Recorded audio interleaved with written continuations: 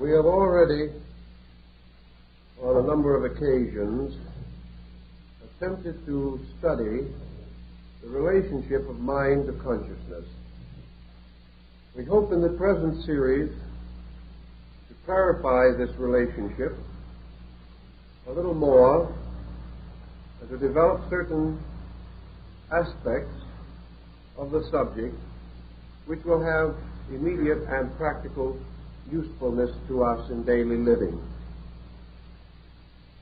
As we probably all realize, in the course of the last century especially, the concept of mind has come to include the concept of consciousness. We regard these as almost identical terms.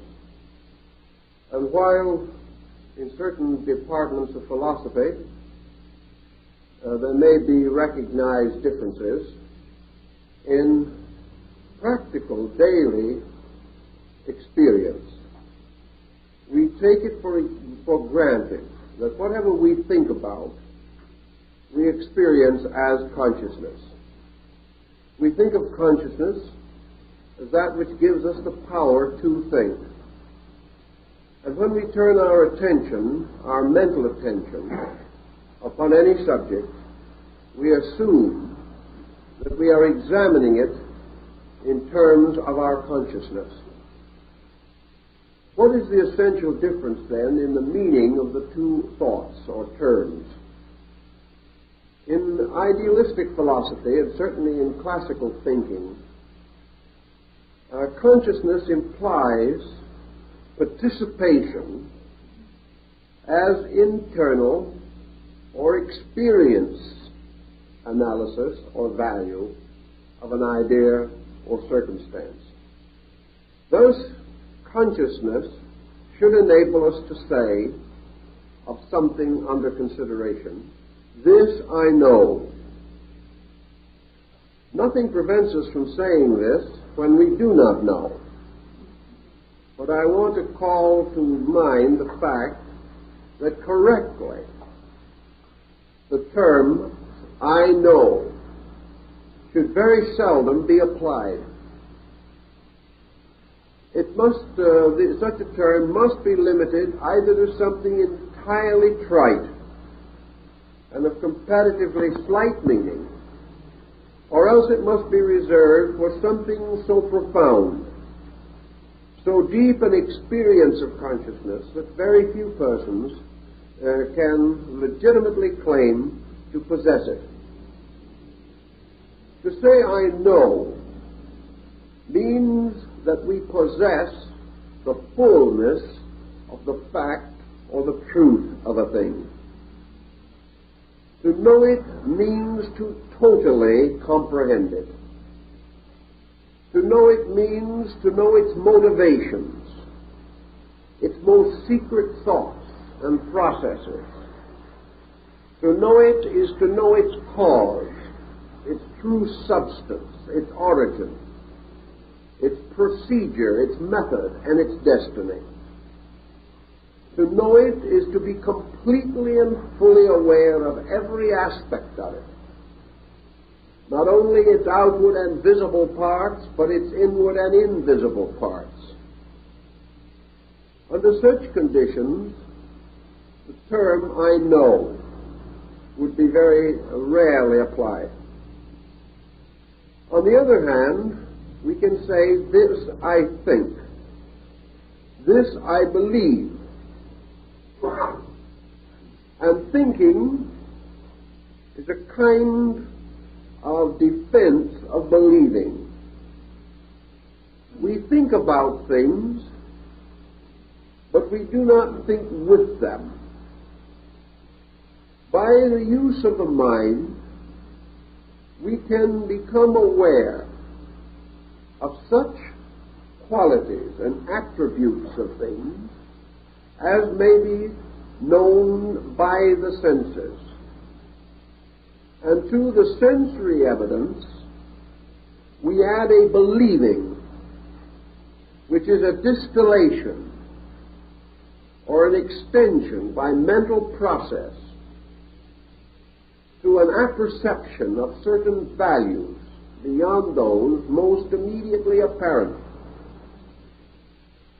Therefore, if we see with our sensory perception a man stepping off the corner of a street and walking toward the other side of the street, we then close our eyes so that we do not see him reach the other side of the street.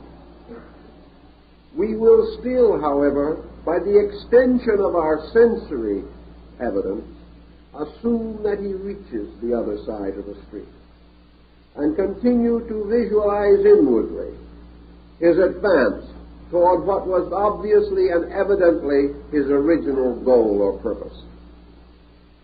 Thus, by the mind, we not only see the visible parts of things, but we apprehend their probabilities. Thus, we gain the skill to estimate with certain prophetic skill the ordinary expectancies with which we are surrounded and with which various activities are associated. We may therefore say that by the mind we may perceive the structures of things, their actions and conducts. And we may also reason or rationalize upon the meanings of things which are visible, thus developing a morality, an ethics, or even a philosophy. These being the extensions of things obvious, and their motions and certain probabilities derived therefrom. All through this process, however, we realize that thought is dependent upon sensory testimony. It is very difficult for an individual to think about anything of which he has heard nothing, seen nothing, nor which he has contacted in any way. Thus it is difficult, if not impossible, for a person born blind to estimate the significance of color differences, or a person born deaf to estimate correctly tonal intervals.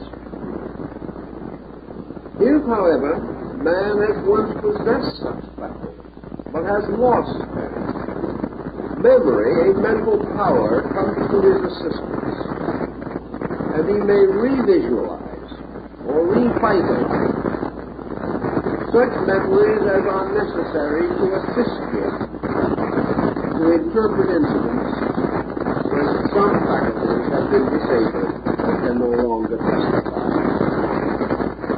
Substantially, however, the mind is built upon observation and upon reflections about things observed.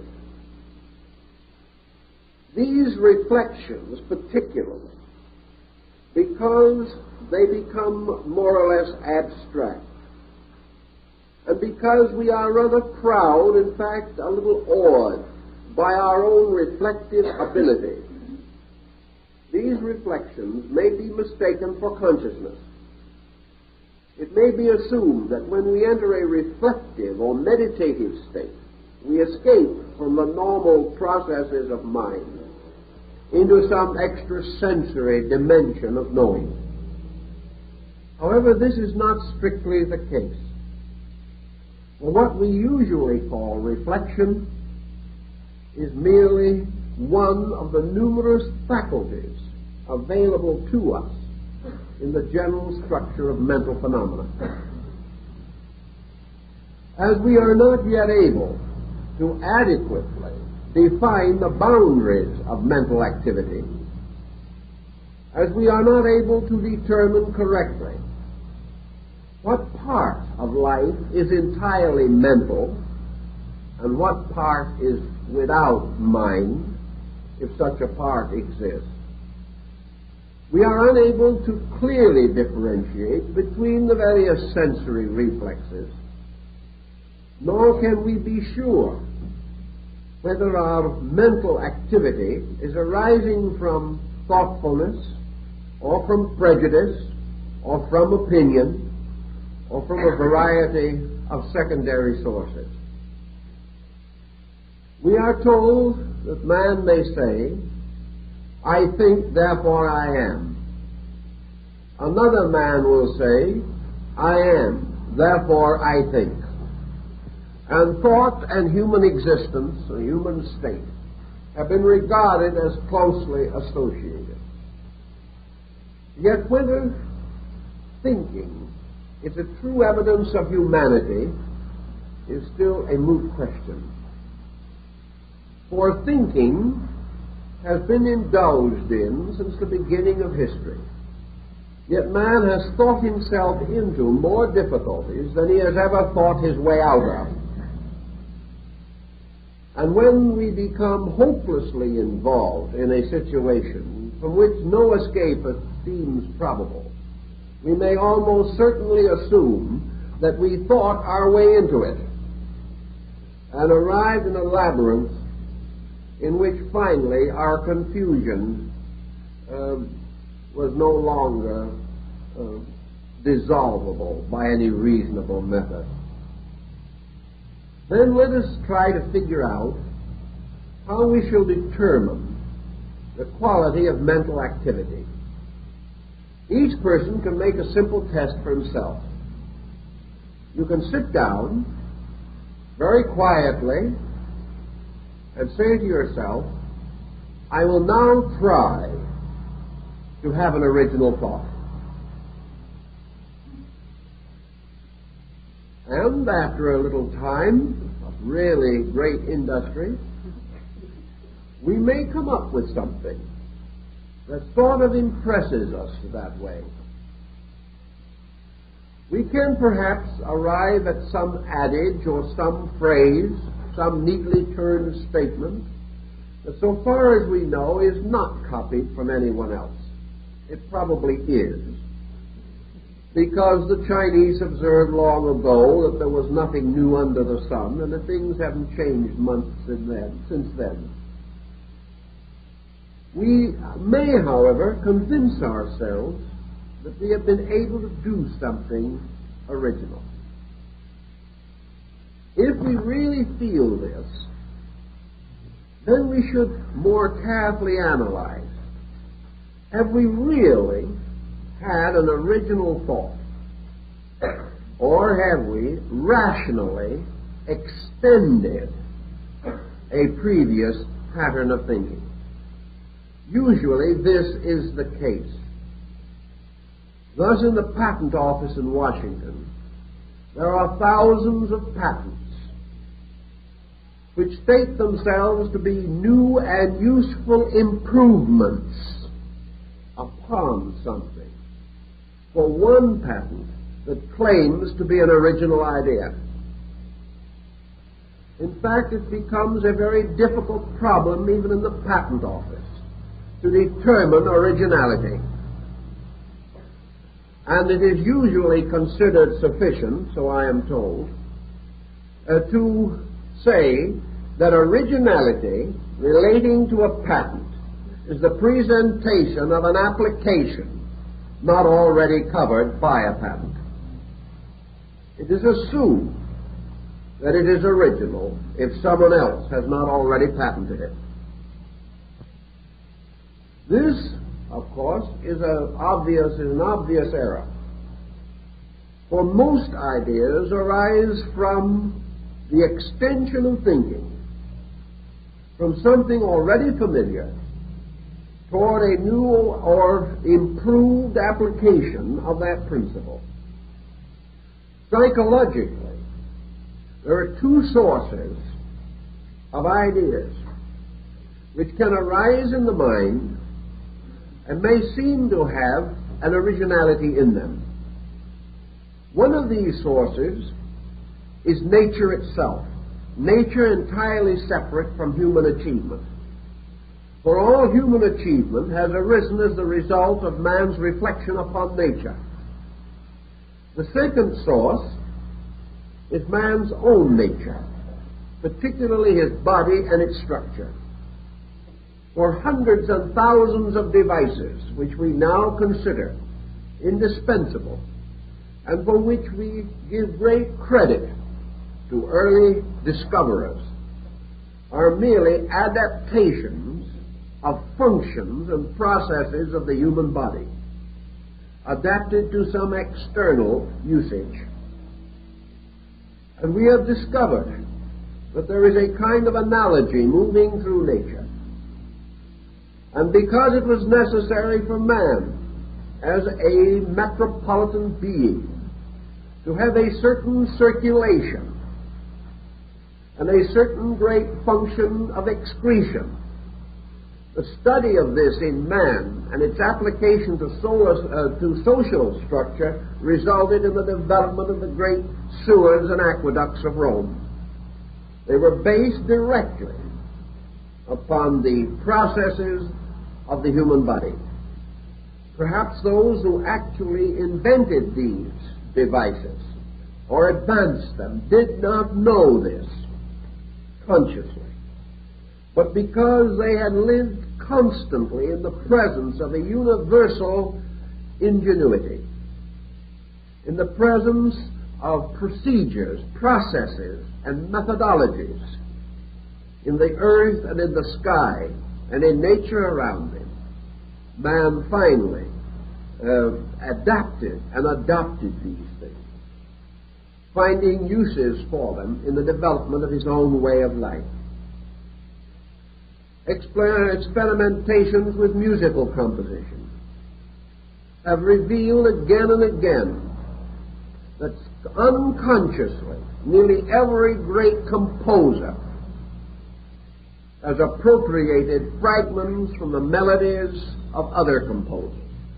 He does not even know this, but he instinctively draws forth these fragments, and his contribution is not newness, but a new arrangement, or the bringing together of parts previously not united. In other words, another way of saying, new and useful improvements, or the extension of some available idea further into application or specialization. From all this, we have to realize that mentation is a kind of exercise or activity upon a level. Mentation may expand to the corners of the world or extend into innumerable fields, but it is bound by a certain level of altitude. It cannot ascend beyond a certain point, and if it descends too far below this certain point, it also loses effectiveness. The mind, therefore, is an instrument adapted to the objectivity of human experience. Mind has as its primary purpose the victory by man over environment and the integration of his resources toward orientation in the objective world. The mind, to accomplish this, must have overtones. And of these overtones, perhaps some of the most significant are philosophy, religion, and science. And here we will come to considerable discussion, particularly in religion and philosophy. As yet, science has not come to this division, but it must ultimately do so, and we already begin to see indications of this division within the body of science. Ages ago, thousands of years ago, religion divided into a formal worship and a mystical worship. Dividing, therefore, the intellectual concept of religion from its spiritual or consciousness level. Philosophy did the same thing. Philosophy divided itself into an intellectual system of philosophy and a mystical or abstract system. Intellectual philosophy being represented by such works as those of Kant and Nietzsche and Schopenhauer and Hume and Lessing, whereas the mystical aspects of philosophy are to be found in such Oriental systems as Vedanta and Yoga, and in the Western systems of Bamy, St. Martin, and Baron Emanuel Swedenborg. These represent divisions within a structure. Science must ultimately come to the same division, and there must be a separation within the structure of science to distinguish a materialistic or physical science and a spiritual or mystical science, using the same essential instruments, but one dealing with an invisible or superphysical sphere of causes, whereas the other is limited largely to a visible physical sphere of effects. This is because the inner life of man ultimately divides between an intellectual and a mystical approach to the substance of knowing. Nearly all intellectualists are ultimately disillusioned. They plead the same sad story as Omar the tent maker, who engaged in great argument of this and that, but always came out by the same door wherein he went. The intellectual comes ultimately to the realization that the mind can go only a certain distance. From this, the individual tries to spread his wings by speculation and press the mind beyond the reason or beyond the fact towards the hoped-for truth. In a little time, however, this speculative instinct passes out of sober control, for as landmarks are lost, similarities and familiarities are left behind. The mind gradually ceases to have a functioning power of its own. Deprived of all cooperation from the sensory and reflective parts of itself, the mind ultimately goes to sleep. It has no possibility of escaping into consciousness or departing from the world of phenomena to which it belongs, by which it was generated, and concerning which it is completely absorbed and dedicated. Buddha points this out very clearly, for he makes the mind to be a production of sensory reflex. That it is not the mind that makes man see the world, but it is the world which makes man have a mind to see with. And all of our sensory reflexes are totally dependent upon objectivity for their own existence. If there was nothing to see, the faculties of sight would fail. If there was nothing to hear, the faculties of hearing would fail. But there is a very interesting thing, a problem that has long been debated. The old story is, would there be any noise if there was no one to hear it? We may say definitely that if man did not hear sound, he would dwell in silence. Therefore, silence arises either from the end of outward sound or the termination of inward hearing. Either can produce the same result. According to the Buddhist concept, therefore, the ear and the thing heard are in indispensable relationships with each other. And hearing or sound is the product of their union. And if either be removed, the product is destroyed. If this is true of the entire mental nature, then mental phenomena generates the mind, which in turn reflects upon mental phenomena. Remove the mind, and the mental phenomena ceases. Remove the mental phenomena, and the mind ceases. They are utterly interrelated and interdependent, one upon the other. The mystic, assuming this, has also assumed that it is quite easy for man in his search to overestimate the mind, and by failing to understand the instrument, to lose the skill to measure, weigh, and analyze the importance of its activities.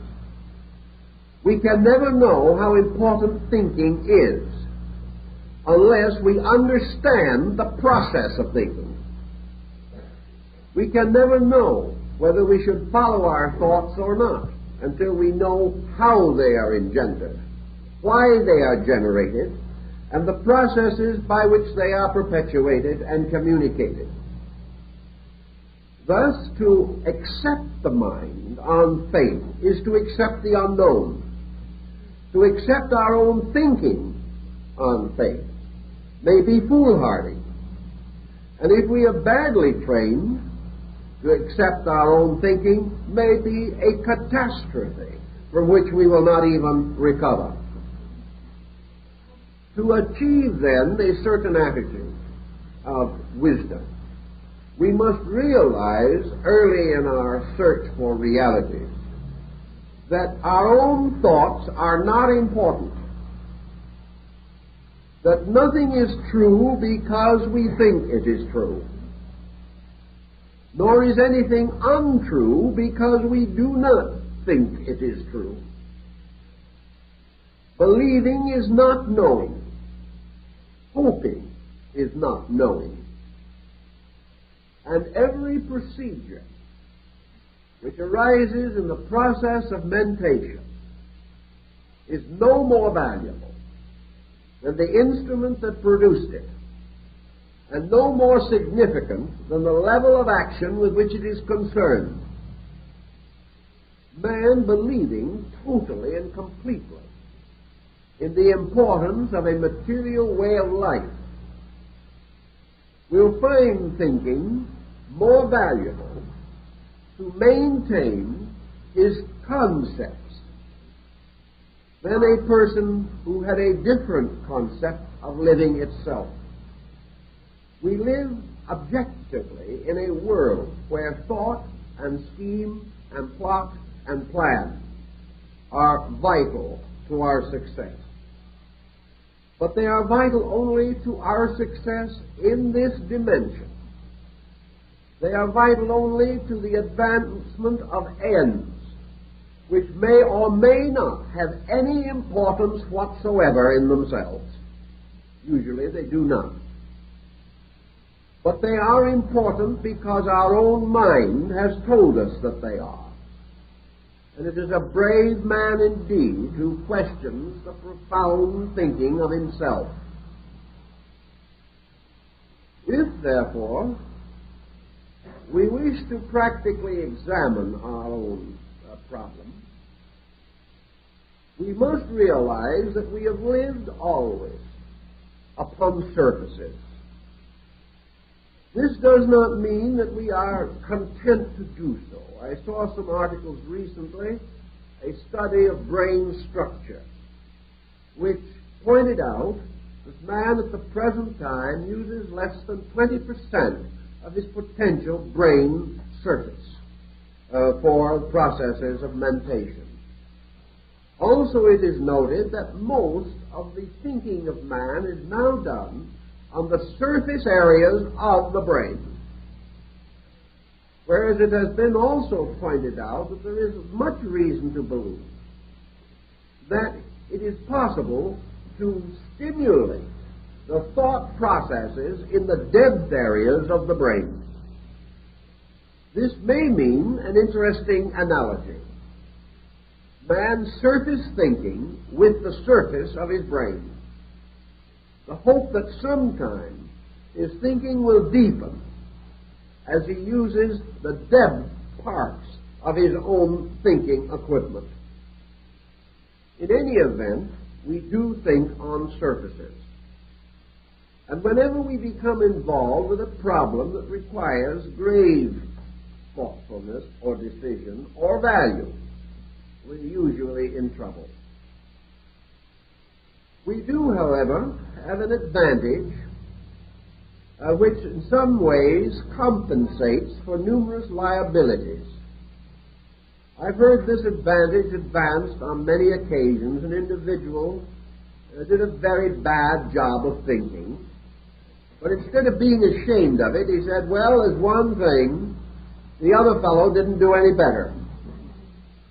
Now, one of the things that saves us at the moment is that others are not doing it much better. It is not how well we are doing things, but that in the competitive procedure of living, our friends and associates and even our enemies are just about as inept at thinking as we are. Therefore, if we have one stray thought just a little better than theirs, we are on the way to victory.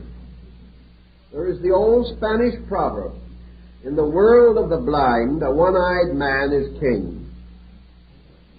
And in a world of those who think but little, even those who think badly have some advantages. Altogether, what saves us is our common stupidity. If the world, as Emerson points out, really let loose even a thinker, everything would be at hazard. However, presuming that the world did let loose the thinker, what would the answer be? All he could really do would be to organize the objective structures of things. He might produce a highly perfected and highly skilled blueprint for human conduct. But with all of this, he would probably be in the same position that man has always been in. Namely, he would require an army and a police force to enforce his own improvements. Because working with others who also think, he will find that every thought causes a reaction of antagonism from others. And as long as thinking is always on a level, and this level is objective, we are not going to have the integrities necessary to cause any problem to come to a proper and permanent solution. We're simply caught in the immaturity of our own perspective. Somewhere in this pattern of things, the so-called mental level of the normal person of today is in the interval between childhood and adolescence. The motion picture industry has said that the average member of an audience is 12 years old mentally. I can't say that the film industry has done anything to help these youngsters to grow up. But at the same time, thinking, even within the mental range, is still a comparatively neglected exercise. And we use the mind that we do have mostly to find excuses for the gratification of our prejudices and attitudes. Buddha points out that we usually exercise the intellect to defend the validity of our own mistakes. In other words, once having done something wrong, it becomes a matter of face-saving. We cannot admit that we are wrong. And we find it, therefore, easier to try to force ourselves to convince either our own lives or the lives of others that we are right, and to develop ingenious methods for supporting mistakes, or perpetuating them, or making new mistakes to bolster them up. And so finally, somewhere along the line, the whole flimsy structure falls to pieces together. If then we begin to analyze our thinking, even superficially, we realize that the mind has certain uses. That within the sphere of these uses, it is most vital, most important, and most helpful. But when expected to produce that which is not natural to it, or introduced to problems which are not reasonable for it, the mind produces conclusions or findings which are deceptive and irrelevant. And the mind, for instance, is very useful in memorizing telephone numbers, which are quite important to us. It also enables us to keep our appointments with reasonable punctuality if we can keep our minds on it. It also enables us to add up the multiplication table, to remember the things we learn in school. The mind also, perhaps, assists us to develop a strategy to protect our economic survival, or to anticipate the hazards which may come to us in business. The mind may encourage us to providence, encourage us to certain frugality. It will also open to us another kind of memory, the memory of our race, and that is tradition. It will enable us to profit from the mistakes of the past, if we so desire. It will enable us to remember or memorize efficient methods which have come down to us as skills in trades or professions. Also, the mind will enable us, perhaps, through a series of symptoms, to diagnose an ailment with some degree of success. Although from the same group of symptoms, 20 doctors may come to 20 conclusions, all different. These conclusions, therefore, indicate that the doctor, with the same symptoms to consider, is an equation in his own diagnosis. And because of the specializations of his own mind, or the attitudes to which he is addicted, he colors even his ability to interpret a series of simple landmarks. Everywhere, therefore, we do observe that the mind colors, and that in almost every procedure we find the mind, to a measure, over-anxious to please us, desirous of coming to that conclusion which we expect or demand, attempting to prove what we want to prove, and to disprove what we do not want to prove. If we wish to regard a person as unpleasant, the mind will assist us in every way to ferret out every undesirable characteristic of that individual. If, on the other hand, we have a natural affinity to that person, the mind will then set to work resolutely and obscure every defect in them. It is as though the mind was a kind of yes man, always arriving at the conclusion we demand of it. And to the degree that we do demand, the mind will be dishonest in our favor. And as this is what we wanted in the first place, we consider the mind admirable in every way and practically infallible, simply because it arrives at the conclusion that we desire. It also has another wonderful ability to forget. And when the conclusion proves to be wrong, the mind is able to escape all blame by transferring the injury to someone else or to some other time and some other place, and the individual just proven wrong will immediately start out on a new course of infallibles, never pausing to make any correction in the instrument resulting in the mistake. Thus the mind has an advantage that very few other persons or other qualities of life enjoy. The mind is the only instrument that we have which passes judgment on itself, therefore can always be found in an admirable state. We have no way of examining the mind except by the mind. So when we say to the mind, "Are you all right?" the mind will certainly say yes. Or if we say to the mind, "I do not like what you are doing," the mind will say, "Neither do I." It will always please us, it will always gratify us, and it will always lead us into further trouble. This in contradistinction to the general idea that we have that the mind is a noble leader of our living, that it has something resembling the qualities of a Cato or a Cicero, that it is fair and honorable, a mighty judge among judges, and that it sits aloof from all things, judging righteous judgment. Nothing could be further from the case.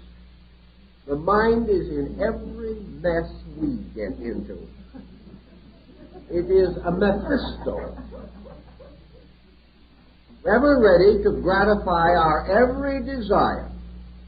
And then when trouble does come, the mind looks perfectly blank and said, "I have nothing to do with it." If the mind, then, is not behind all this conspiracy, what is?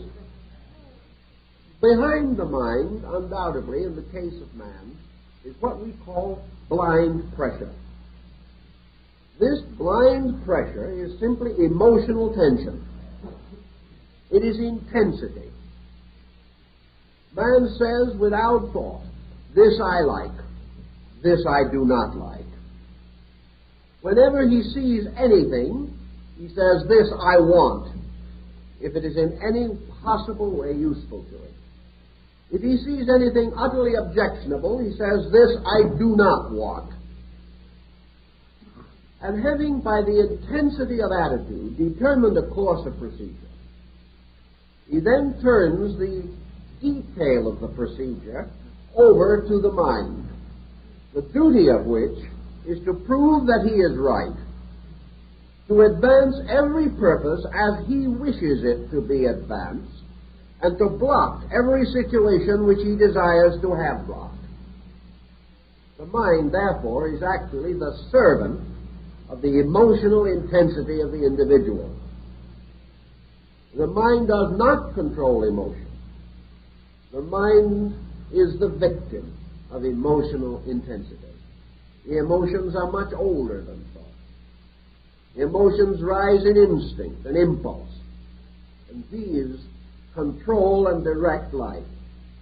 So that what we call living is largely mentally sustained impulse, or mentally sustained intensity.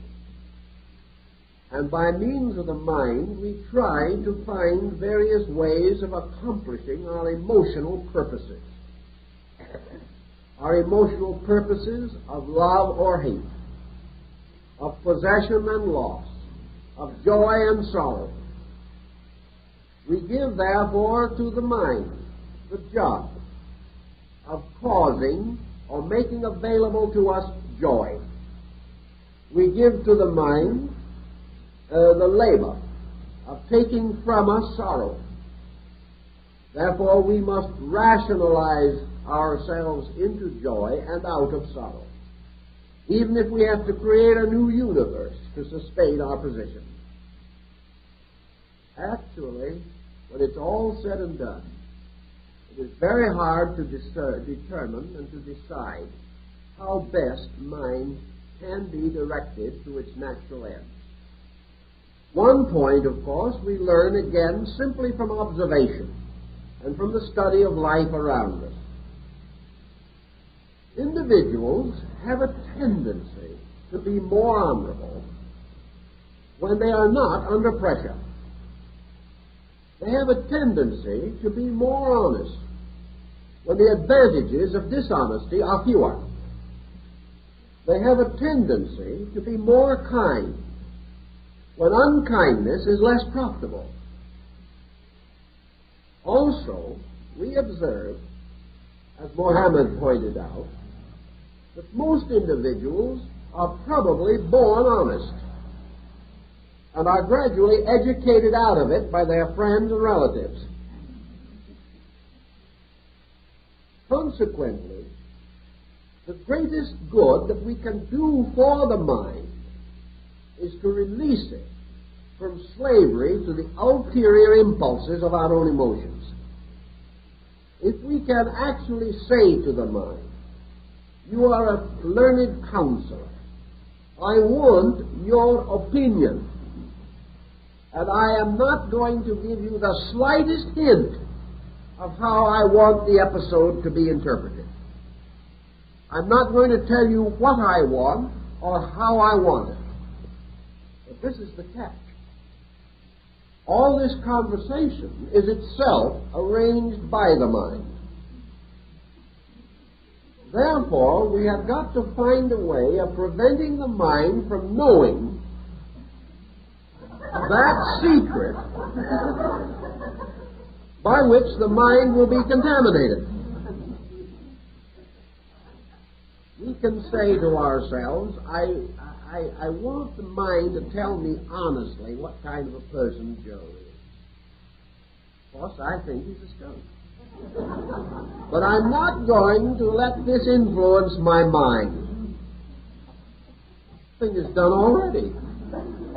The moment he internally admits or assumes any attitude, the mind is already conditioned. And it is rare indeed to find a person who can come to a completely impersonal or impartial judgment on any subject that has any bearing upon his own affairs. This is why justice back in Egypt was blindfolded, and the goddess Maya, who carried the scales of the balance, was represented without eyes. It was to indicate that appearances must have no effect upon judgment, and also that we can only be just when we judge those things which have no profit in them for ourselves, and more than that, deal with subjects about which we have no preconception of any kind, and try to find an individual that meets that requirement. It is impossible, practically, to find a person today without preconceptions on almost every subject, even though he may not personally be involved. He is victimized by the press, by propaganda, by news, by all kinds of conditioning factors. And he is highly conditioned by the opinions of the learned, the informed, or experts, whom he regards, therefore, as suitable sources of information and upon whose opinions he builds. These people may be entirely wrong, but they become part of his basic mentation. Out of all of this, it becomes more and more evident as we proceed, and we could proceed much further, that the mind is a very mixed blessing, and that those who serve its impulses consistently are very mixed themselves, if not blessed. To recover from this, there has to be some solution, some way of breaking through this mental barrier.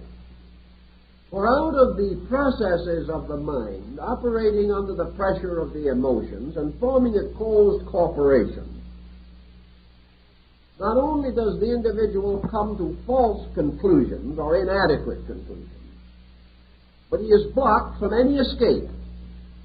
He is locked ever more tightly within the mind, and he loses by degrees all perspective beyond the mental life itself.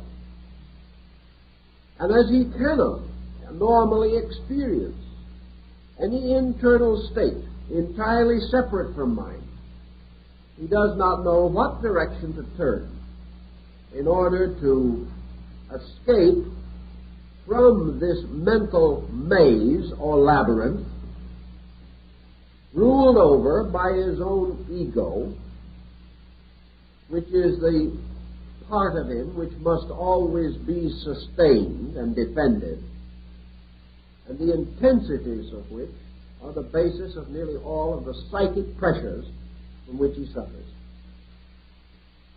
Out of this, East and West, ancient and medieval, developed a great pattern of monasticism. Monasticism, which in itself probably is no real solution to the problem, seemed to be the best opportunity. If you wanted to escape from the dishonesty of attitudes, place yourself in a position or condition in which the profits from dishonesty were diminished.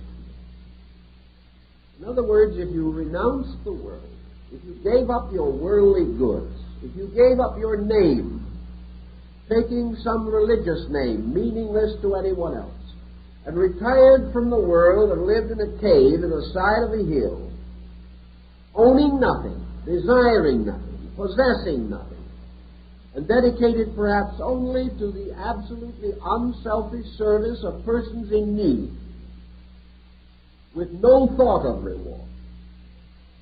Perhaps in this way, you could lower the pressure of desires. You could separate yourself from so many of the inducements to false thinking. You would find it perhaps easier to be impersonal, to be kind, to be fair, to be impartial, especially if you added to this procedure a religious conviction, positing the love of God and the love of your brother man, and attempting in every way you could to remove from your life even the shreds and rudiments of prejudice. Under such conditions, you might be relieved from the tyranny of this mental situation. Many tried it, and there have always been a few persons who were by nature monastic, who were able to retire quietly from the world and serve useful destinies without the pressures of the personal problems which afflict most. On the other hand, this same escape toward monasticism produced a frightful harvest of neurotics, individuals whose intensities rose through frustration, and who tried very hard to be better than they were, and as a result destroyed their sanities and made possible some of the most mutilating episodes in the religious history of mankind. So here again, there was no proof of a way out. But there was a principle involved, namely that honesty of thinking is in some way related to honesty of motives. That the individual who really and honestly wanted to be honest and had this desire basic within himself, had certain advantages and could depend upon his mind to serve him more effectively than it would serve persons with lesser standards of integrity. Consequently, antiquity emphasized the importance of idealism, of gradually elevating through thought things which were most important to highest position and estate, placing the contemplative life above the aggressive life, placing the life of wisdom above the life of barter, and also admitting that as man must earn his bread with the sweat of his brow, that it might be possible for him to maintain his economic status through reasonable indulgence in economic endeavor, and at the same time have another life, a life to which he could escape at the end of the day, a life of beauty and of value, in which principles would have an opportunity to be strong against the pressures of prejudice. The division, therefore, of the life of man into an ideal inner life was regarded as useful, inasmuch as it prevented the complete obscuration of ideals. It gave the person interior anchorage against the storms and tumults of the outer life. The entire concept, of course, was based finally upon the idea that when the sound and the fury passed, that the individual was able gradually, through the unfolding of his own abilities and his own standard of values, to relax away from inordinate pressures. He could gradually come to the state in which he would allow his mind to be honest. And each person can do this to some degree. I rather like some of the ideas of Buddha on this point also. He called attention to his disciples that it was not assumed that the average householder, the average student of the inner life, was to depart totally from all thought, leave the world behind and become an ascetic. This was not intended. This was only for those who had some strange karmic destiny that pressed them on to this, and also only for those for whom the way opened, so that this could be accomplished without evil to others, neglect to responsibilities, or by setting an example detrimental to the character of others. Buddha did point out, however, that if the individual would make one small correction in any area where he now has a fault, this one small correction will so greatly change his life that he will see the true and complete proof of the importance of growth, and he will be inspired naturally to such correction as is possible to him. The improvement of living comes not from merely contemplating perfection, but from the immediate achievement of some one small particular good thing, which in itself causes a general release of life from limitation or restriction. Assuming then that the mind can be given an opportunity to function, that it is not miseducated, that it is not perverted or corrupted by its own owner, that it is not given license to misrepresent itself, that a certain reasonable check is given by which the mind is itself disciplined to judge itself. We may have, as the Platonic philosophers pointed out, the way of educating the mind so that it gradually escapes from the pressure of desires and becomes a disciplined instrument of itself, capable of leading and protecting the body from such excesses of conduct as might be detrimental thereto. For man, then, from his very name, which in the ancient Hindu language, from manas, means the thinker, man is capable of educating the mind as he would bring up a child.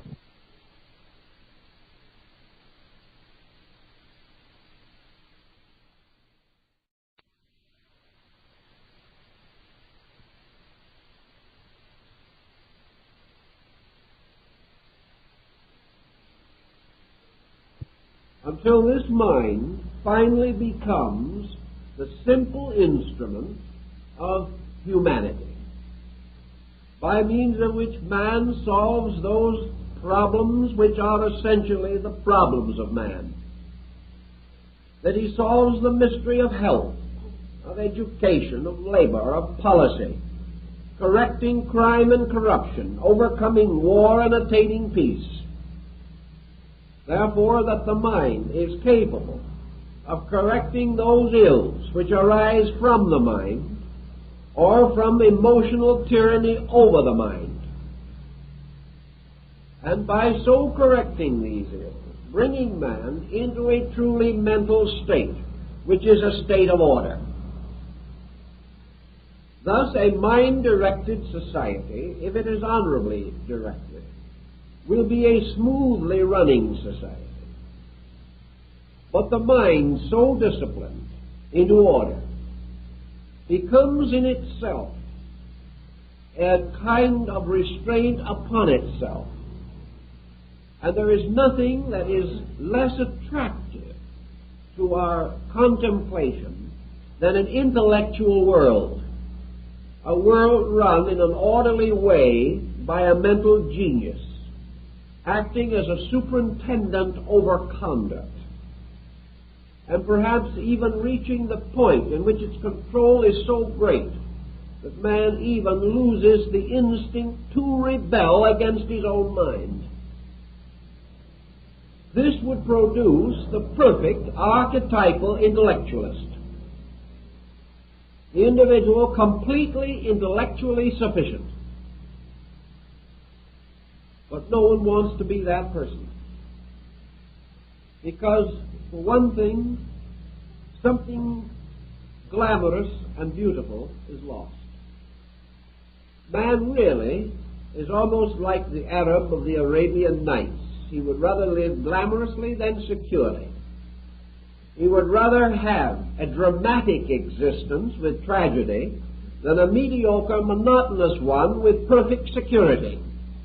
When it comes to actual living, man wishes glamour and drama. Now, this wish also has a place in his total makeup. His emotional life, like his mental life, has demands. The demand of emotion is for beauty, for color, for drama. The redeemed, enlightened, or directed emotions must therefore have in them no longer hurtfulness, but a tremendous intensity of satisfaction through the contemplation of their own most worthy instincts and impulses. The great musician, the great artist, is as important, if not more important, than the perfect intellectual. Now, the emotional life of man, coming into conflict with the mental, even on a very high level, we have two completely separate qualities. Qualities which on the level of thought and emotion do not and cannot comprehend each other. Mind can never experience emotion, and emotion can never experience thought. Man has a mysterious ability to experience the compound, but this is because there are dimensions within his nature which are not completely restricted by either mentation or emotion. If man was not in some way superior to both, he could not reconcile them in his own experience, nor could he share them and arbitrate them and mingle them almost as an alchemist might mingle the irreconcilable elements of fire and water. This brings us then to the next equation, and that is the relationship of the thought-emotion compound to something superior to and beyond itself. The Egyptians developed a very interesting philosophy by means of which they affirmed that all things can know or comprehend that which is less than themselves in the concatenation of universal order. But nothing can know that which is superior to itself. To know more than itself would require faculties greater than its own. To be more than he is, man must have become greater than he is. And you have the serious dilemma of trying to pick yourself up by your bootstraps or some other such inconsistent and unreasonable attitude. Therefore, if man possesses the power of consciousness, this power is not conferred by either mind or emotion. This power must have an existence apart from them.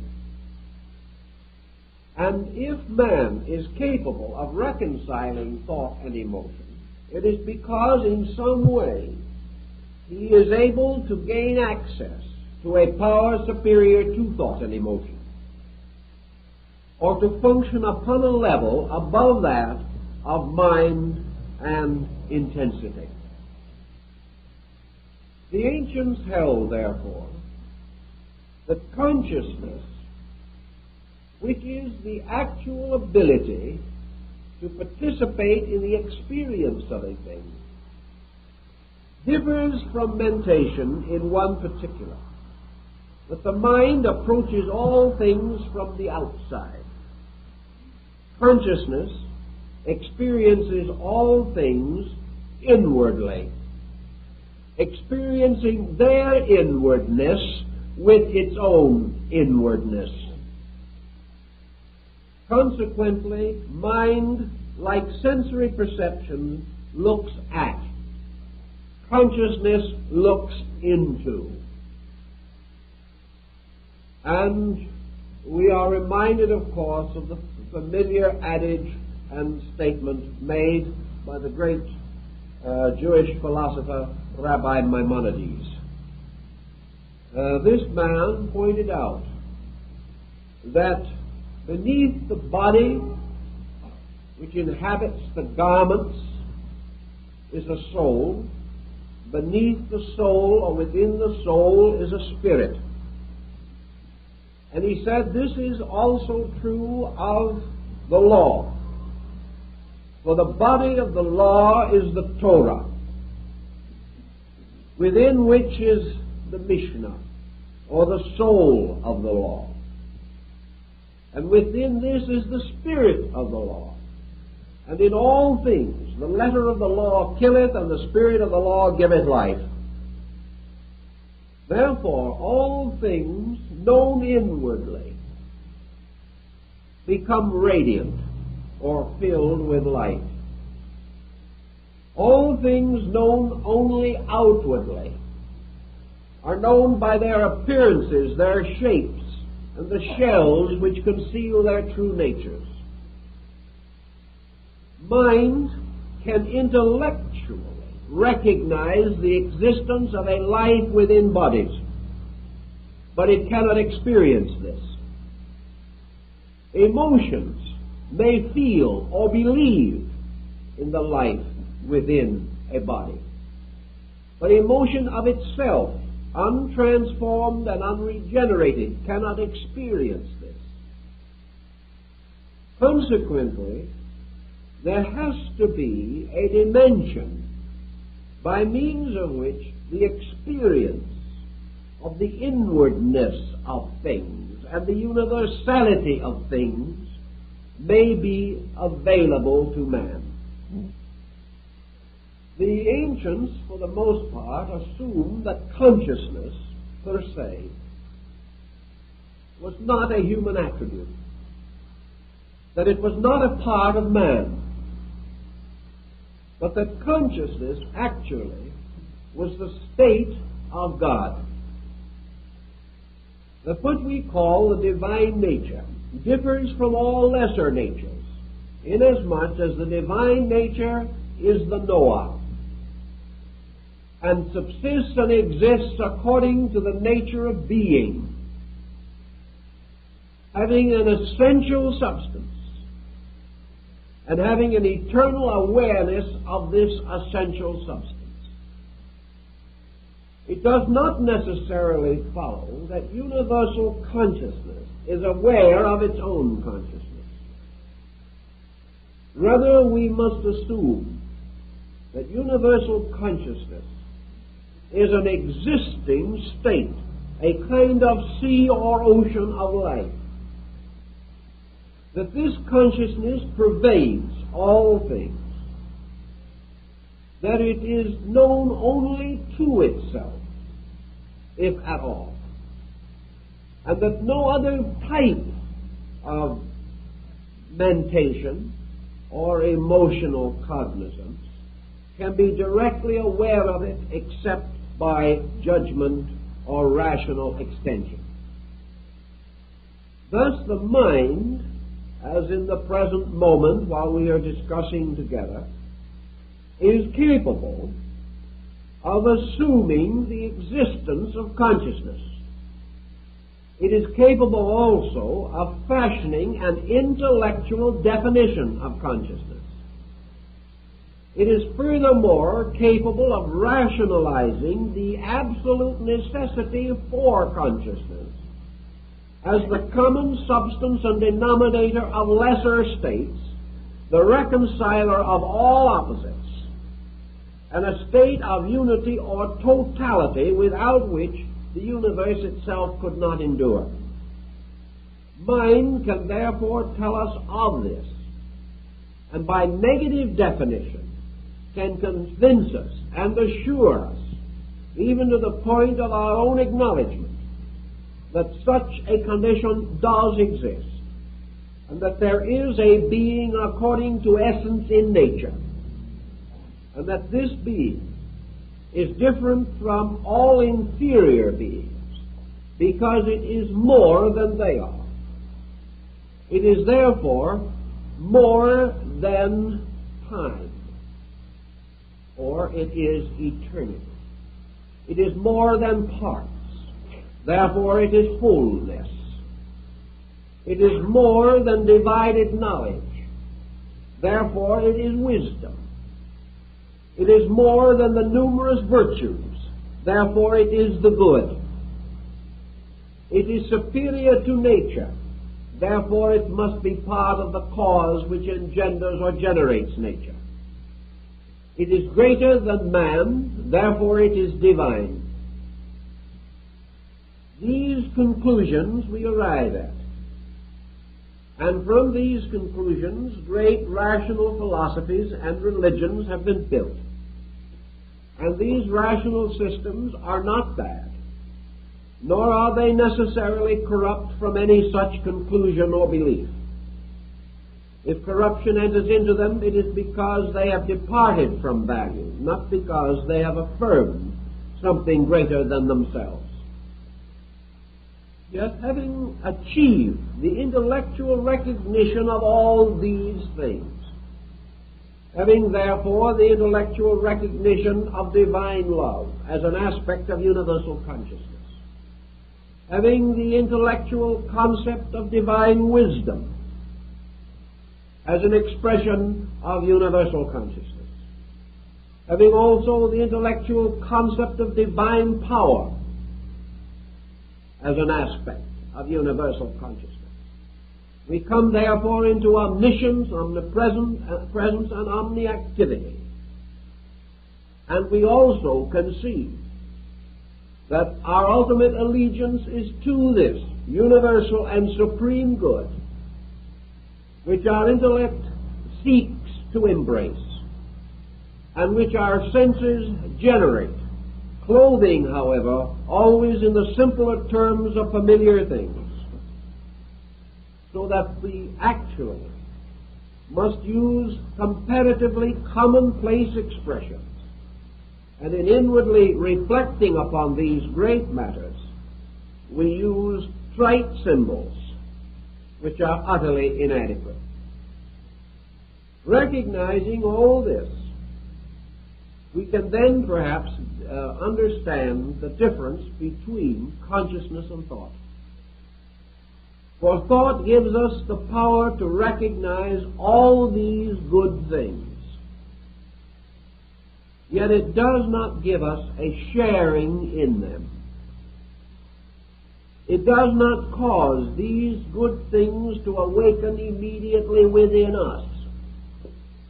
Nor does this thought fill us with such inevitable and ever-present admiration that we immediately depart from all else and strive after this sovereignty of good.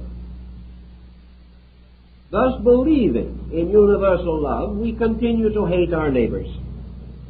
Believing in universal peace, we continue to precipitate wars. Believing in universal tolerance, we are still subject to religious and racial intolerances. Believing in the value of all spiritual matters over material considerations, we still desperately strive after material ends at the expense of conscience and character. This is because we can think about good, but this thinking does not give us the living experience of good by which it becomes more important than any other consideration, and by which it is made to exercise an irresistible force upon our conduct. The only answer then is that in order to be moved dynamically from a common and ordinary procedure to an uncommon and unordinary one, there has to be some kind of an impact. This impact for man must be an extraordinary circumstance. And such an extraordinary circumstance is usually an experience of consciousness arising from catastrophe, from crisis, or from some tremendous revolution within the temperament of the individual. The moment that an experience of consciousness takes the place of a mental concept, the individual becomes identical with his objective. He does not contemplate it, he is it.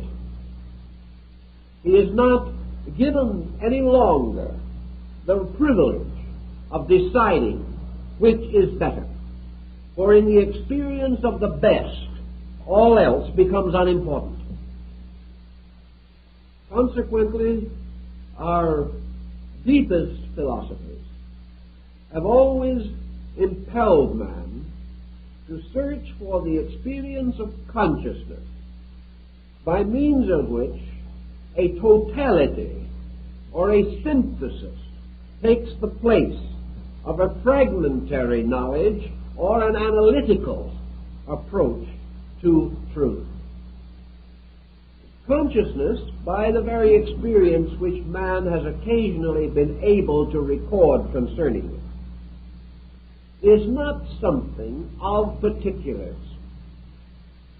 Consciousness does not fill up the deficiencies of reason, nor does it necessarily bestow skill where aptitudes have not been properly cultivated.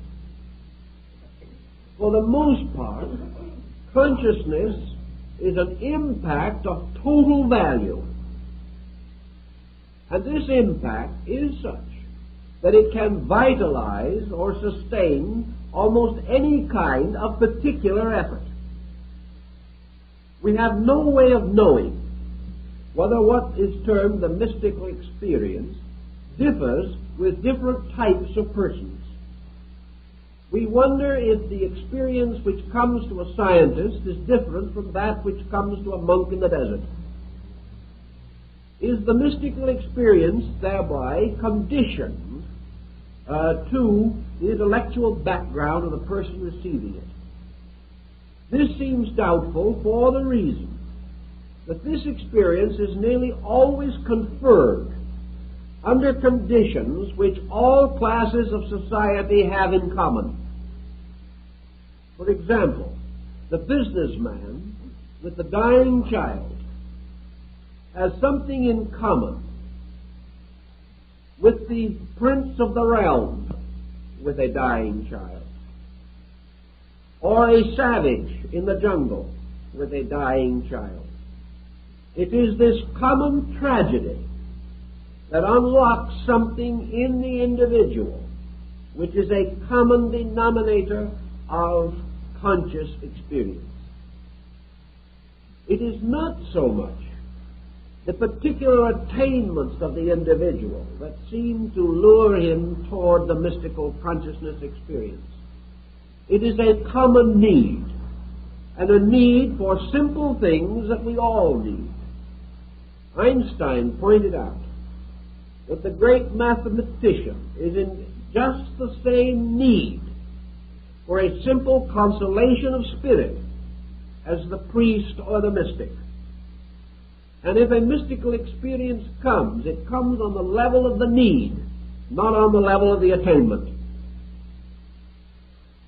It is therefore the common sorrow of man, the common stress of existence, the common hunger of hearts and souls that appears to be the thing that opens the door of conscious experience as distinguished from mental endeavor. For in most instances, this experience does not come until the possibility of mental satisfaction or condolence has been exhausted.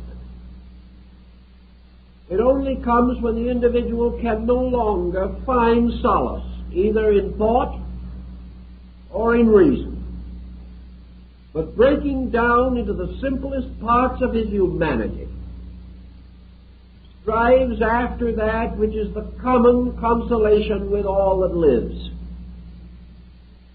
The sage, the saint, and the commoner are all united in these immediate pressing needs.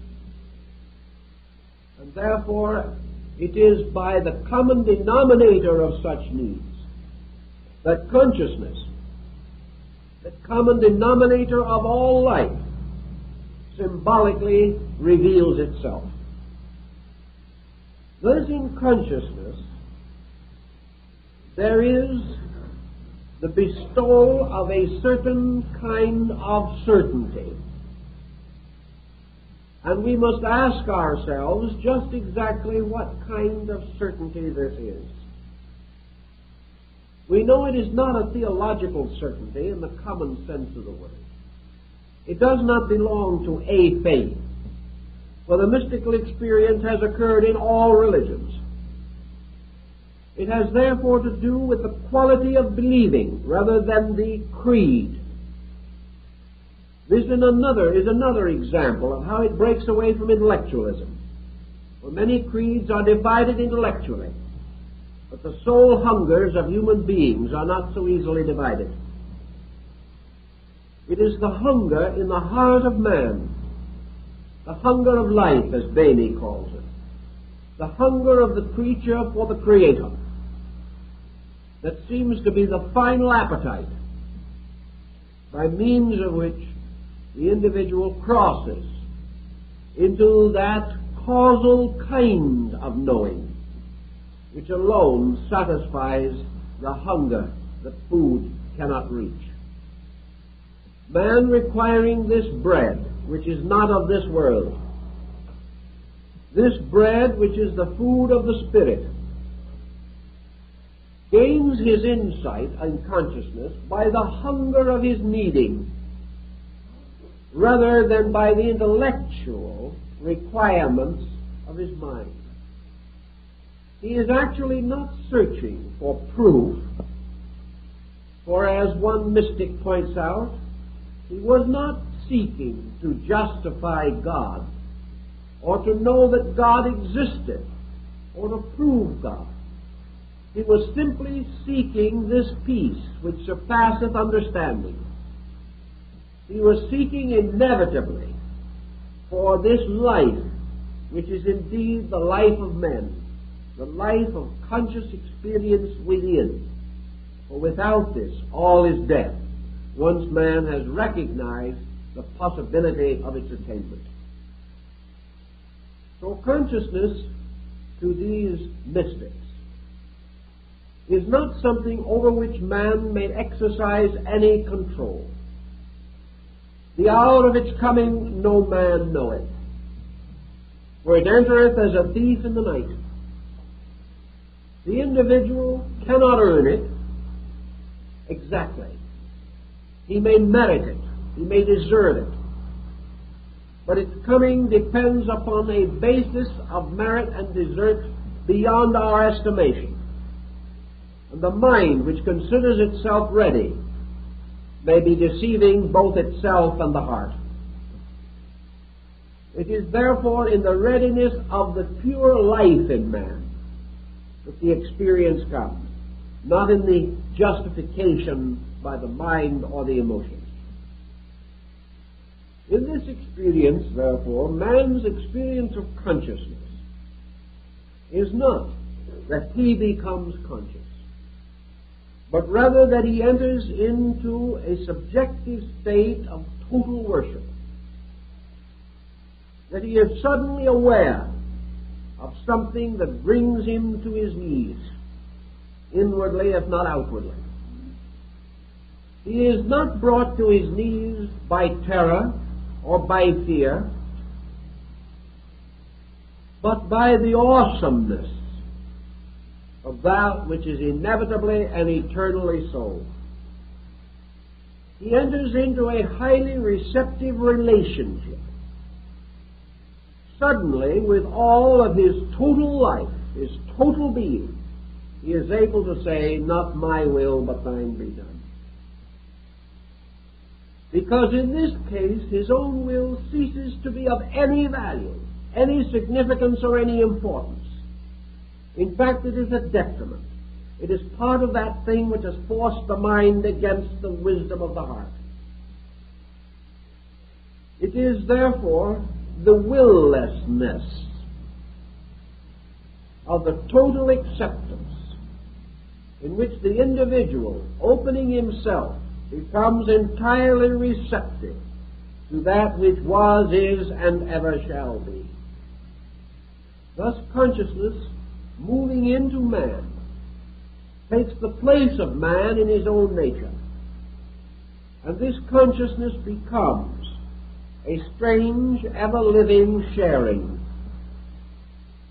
It is that something by which a light from within, shining upon all other things, causes these other things to appear transparent, causes their inner parts to be as evident as their outer parts, but mostly transparent in their causes, in their spirits, and in the source and substance of their motivations.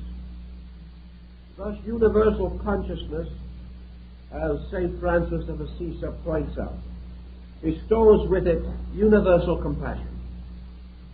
The individual ceases forever to judge, because judgment was a mind-judging life. This is audacity, only permissible while man knows no better. But when mind judges life and comes in with an unhappy verdict, life judges life and comes in with a verdict of divine love and understanding. Life, judging itself, knows itself, knows therefore its risings up and its settings down, knows its increasing and its decreasing, and the life of the universe, being the love of God, knows the shortcoming, limitation, and frustration of all creatures that have not come to the light.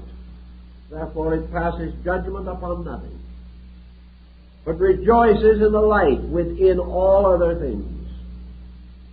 And moving toward consciousness, moves towards a unity in which there is no longer diversity and no longer mine or thine. Thus, in the mystical experience, all desire to pass judgment is lost, and the individual has this momentary flash of eternity, as described by Bamey as the lightning flash, which suddenly and instantly illumines all things, then passes, leaving a darkness. But that darkness can never forget the light, and that which is seen in the moment of light forever destroys man's fear of darkness. For in a moment he has seen what is in the darkness, and he has seen that it is good. And in this goodness is the end of all his fearing. Plotinus declares that on only a few occasions was he lifted up into the blessed experience of his God. But in those moments he was as God. And being as God, he became as father, mother, child.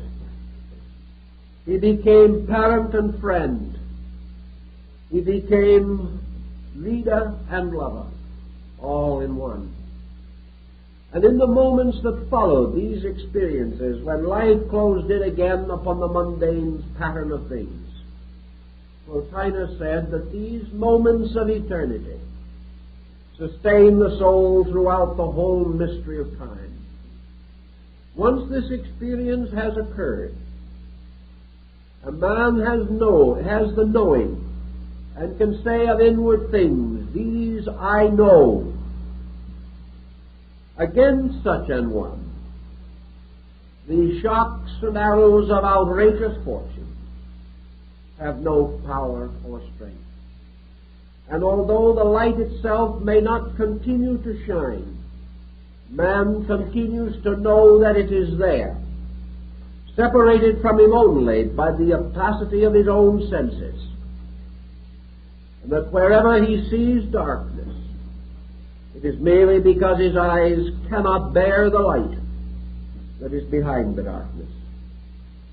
Thus in these experiences comes to man the courage or the strength to sustain him through the numerous vicissitudes in which material things close once more around him. But in these moments he has experienced the fact of consciousness. More than this, he has experienced the fact of immortality. He has experienced the fact of God, of totality. And for a few seconds he has been filled with that infinite love of life and love of God, which cannot be known on the sensory or emotional levels of man's external existence. Therefore, in those moments, his world is placed in order, in such an order that it can never again be shaken from that order. And in this, the opinions of others become meaningless. For his internal faith or knowing, this man may be persecuted and martyred, but he cannot be touched, because he lives in an inward, absolute participation in the fact of divinity. This, then, may be regarded as a negative definition, such as we are capable of fashioning out of the limited materials of ourselves, of this thing which we term consciousness.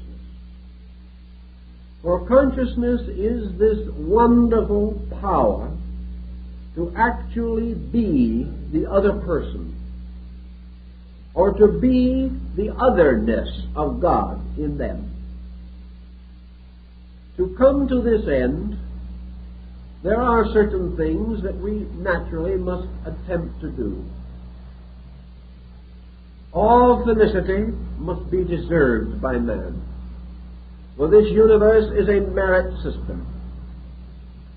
Man must therefore come to the condition in which it is possible for him to accept such an experience, to merit it, to justly use it, and to need it, because there is within him already some resources which make it possible, and which will also assist the individual to preserve in honor this light which has been conferred upon him out of the universal abundance.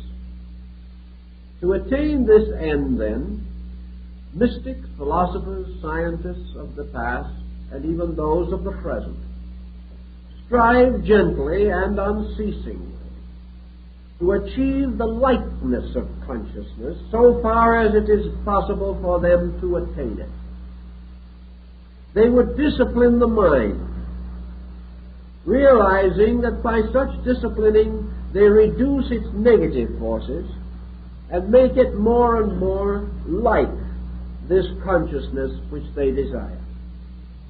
They feel, these mystics, that if their own natures become like a sanctuary, like a holy and sacred place, a garden of silence in a world of sounds, that if they prepare the temple according to the law, the living God will come and dwell in it. Thus, by purification, redemption of self, regeneration, dedication, and the serious, sincere, and honorable desire to self-improvement, man begins the slow but inevitable journey which will lead him through the mental life into the consciousness which is behind it. He must use first those faculties first available to him. But it is important in all of his philosophizing to recognize that aggressiveness, while it may seem a virtue in this world, is no virtue in terms of consciousness. On the other hand, weakness or negation is not a virtue. That in some way, in order to attain his divinity, man must suspend his humanity. He must in some way end this tyranny of mortality, not only in his body but in his mind. In some strange way, the mystical experience revitalizes or renews the body of man and gives him greater insight and courage. It also renews his entire life in faith, giving him the skill to serve others more effectively because he is less selfish. Perhaps the one thing that the mystical experience tells us more than anything else is that it is the ultimate of spiritual revelation, and that as the ultimate of spiritual revelation, it cannot be communicated. From this we should learn that in our effort to communicate, we may, if we are not careful, overdo to the degree that we overemphasize in others the importance of communication. Certainly, everyone who wishes to know certain things must be exposed to them, must have some idea about them.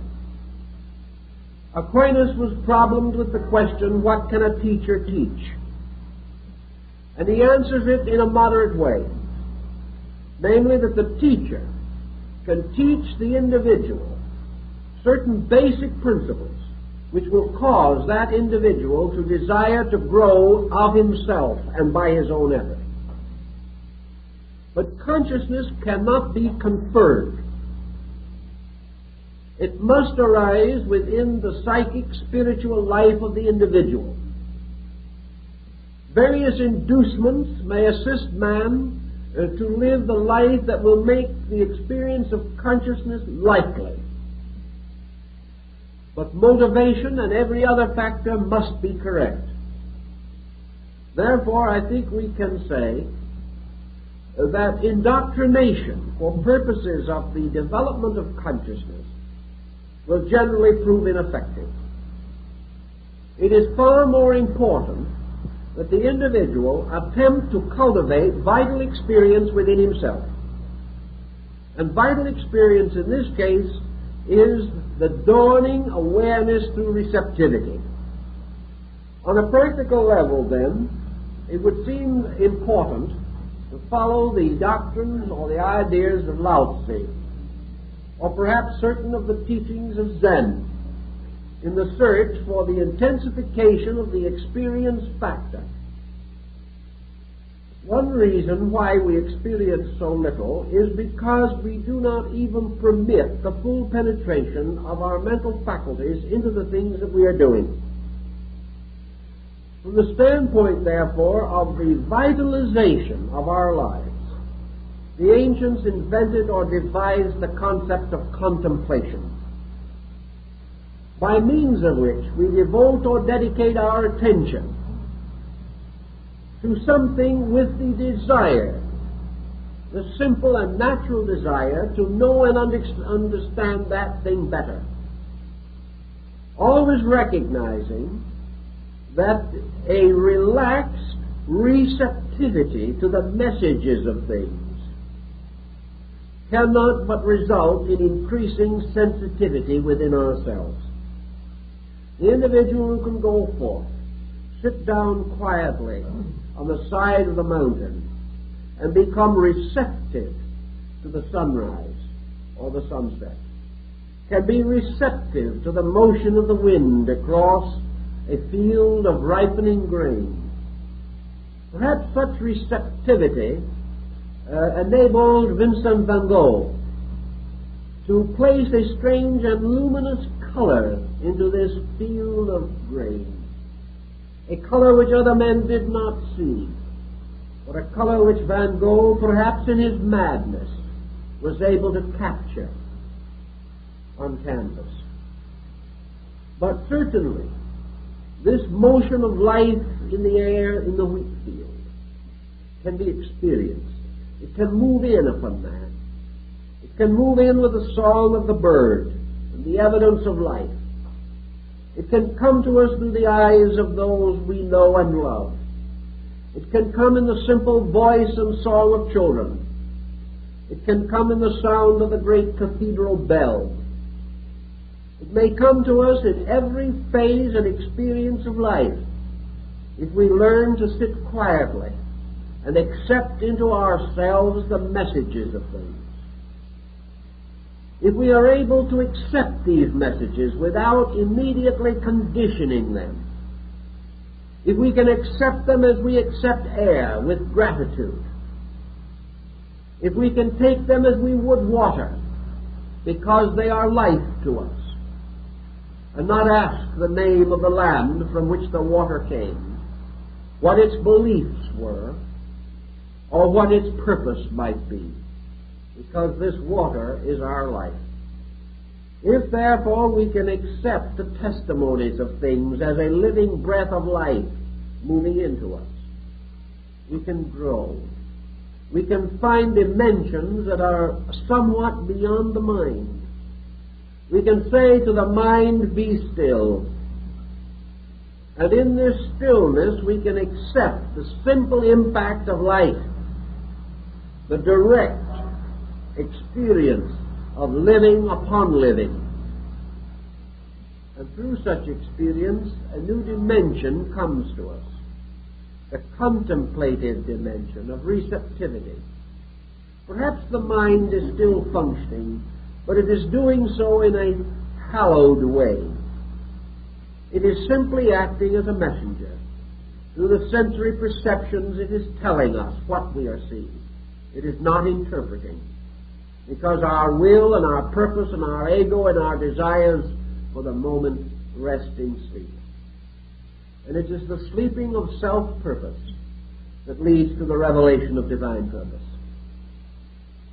In these simple things, by learning to thoroughly examine, we begin to appreciate. For appreciation comes always in the footsteps of thoughtfulness. Things first disliked or neglected, when thoughtfully considered, create in us admiration and respect. The more we understand the workings of the universe as these workings are revealed to us in living things, the more we appreciate both the universe and the cause thereof. Appreciation, then, is a way of sharing. It is not really consciousness, but it is on the threshold of consciousness. For appreciation is a warming of ourselves, an opening up and a going forth in rejoicing to the sharing in some happy thought, pleasant contemplation, constructive reflection about things around us. If we are able thus to detach ourselves into this aloofness from personal desire and sentiment, there is no knowing, as Lao Tzu revealed, but that in some moment thus detached, we shall suddenly sense the opening of a universe of consciousness. We shall suddenly be picked up into this universal mystery of total awareness, total knowing, absolute certainty and validity, about which now we can only have words, and these not too effectively. I think psychology must someday recognize this dimension also. That what lies at the root of our need is this need of common consciousness or experience, to be gained only by the overcoming of separateness, as the dividing of our lives from all other lives. All things that are separate must die. All things that are united have a part in eternity, which is a state of union. Consequently, as long as we fight for individuality, we fight for death. We fight for aloneness, isolation, suffering. And we set up situations in which we will have grief and pain and sorrow. Nature allows this because out of grieving, out of pain, out of sorrow must come the incentives to overcome these things. For without such incentives, man might never even desire the truth, or might certainly never have the courage to place the search for it above every other consideration. But psychology must also realize that behind the mental phenomena of the individual is the universal phenomena of life itself. Mind as we know it is the shadow, the negative pole of consciousness. And the positive pole itself is locked in its own mystery. And whereas man must use the mind to think with, he must ultimately come to the point in which the mind must sacrifice itself for his salvation. This mind is like the ancient patriarch Moses, who was permitted to gaze upon the promised land. But because he had sinned against the laws of God, he was not permitted to enter into Canaan. And this right was withheld from him and bestowed upon Joshua the son of Nun, who led the children of Israel to the land of milk and honey. Moses is the mind, which from the lonely height of Moab may contemplate the blessedness of truth, but may not enter in. That which can alone enter into this thing is the truth itself. Truth alone can know itself. Man cannot know this truth by any conscious action of his own will, but he can participate in it by simply permitting the Spirit in himself to have dominion over the rest. For this Spirit, of which he speaks and knows so little, is itself consciousness. It is an indivisible part of total experience. And because man participates in this spiritual fact, he can, by the stillness of his outer life, restore the luminosity of his internal. Thus reality arises in consciousness becoming aware of him, releasing itself into him.